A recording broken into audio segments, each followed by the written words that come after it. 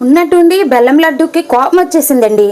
ఏంటి సంగతి తేల్చుకుందామని బ్రహ్మదేవుడి దగ్గరికి వెళ్ళి, మూలన చేరిన ముసలమ్మలకి, దంతాలూడిన తాతయ్యలకి, ముసిముసి నవ్వుల పసిపిల్లలకి ఎల్లవారికి నేనే లోకువ.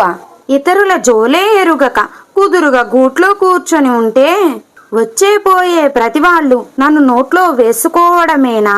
మానవులెవ్వరు మర్యాద ఎరుగరు, మునుముందుగా నా అనుమతి కోరరు.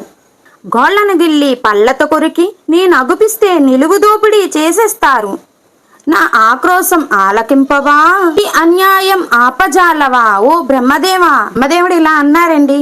పసిడి ఛాయలు మిసమిసలాడే, పేరు వినగానే నోరు ఊరించే, ఏడుపు నవ్వుగా ఇట్టే మార్చే, పిల్లలు మెచ్చే బెల్లం లడ్డు, ఎల్లరు మెచ్చే బెల్లం లడ్డు, వెళ్ళవే త్వరగా ఇక్కడి నుంచి.